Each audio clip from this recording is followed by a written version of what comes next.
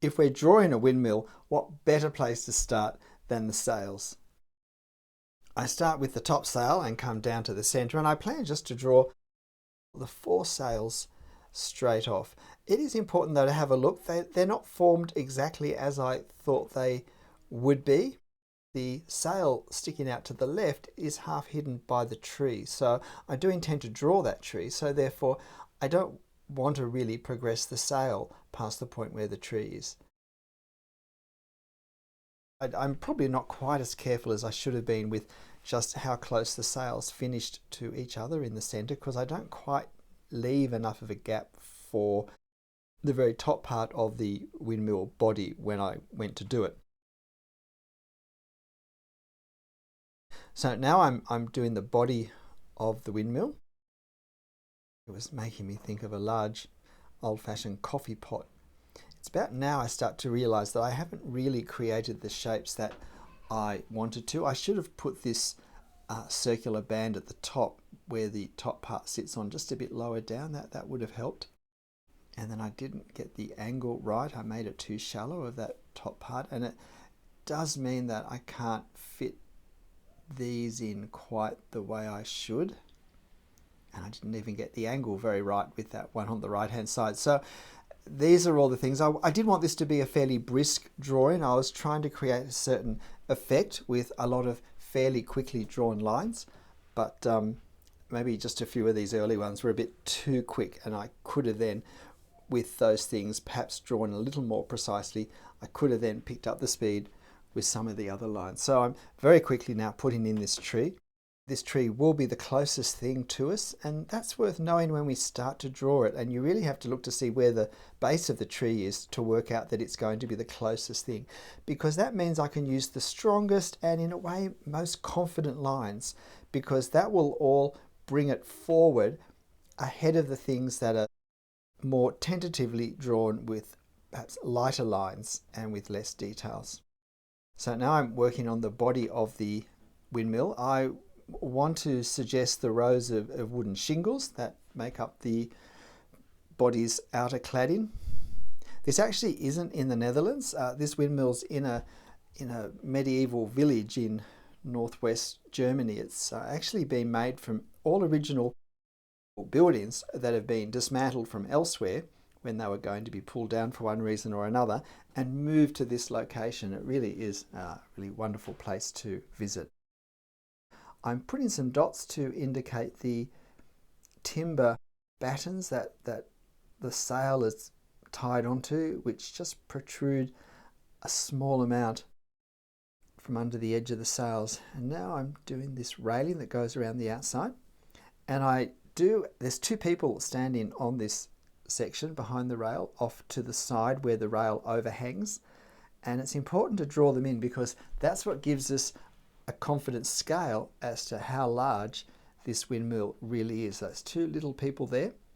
So particularly when the people are very small, it's important to make sure we don't draw their heads too large at the start. If we draw their heads too large, then that makes them look much larger than we want them to look. And the whole idea was to give a sense of scale. So we do have to capture the smallness if they are very small. I'm also positioning some of these foreground people because I thought they did also add a nice composition. So I needed to draw them in sooner rather than later so that when I was drawing the things that were behind them, I would know where to start and stop the lines. Add in some people. Really, I'm not a great figure drawer. I really do very gestural drawings of people.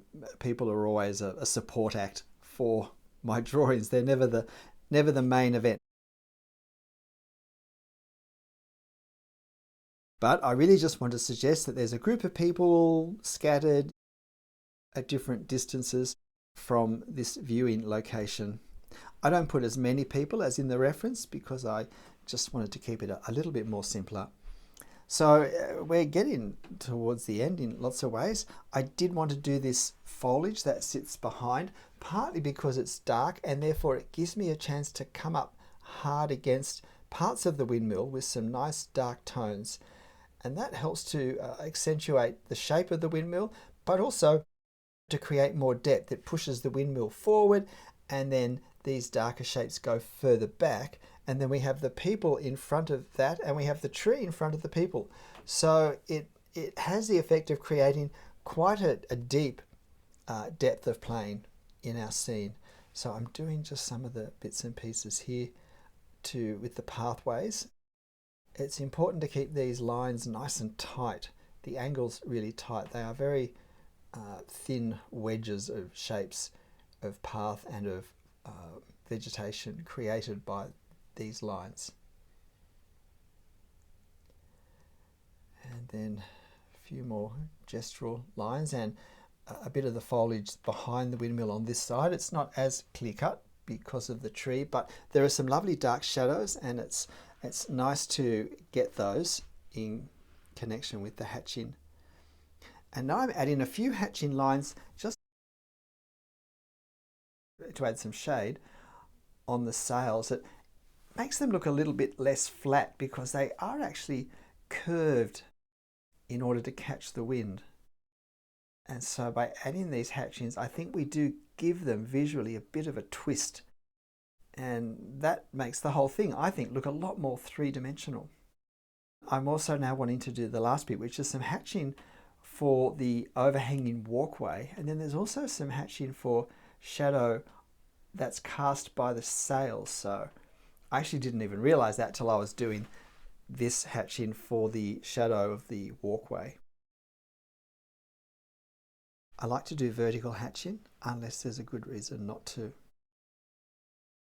And now I've just spotted that there's some shingles down the side that I need to indicate the rows for. And that's a darker section because of where the sun is.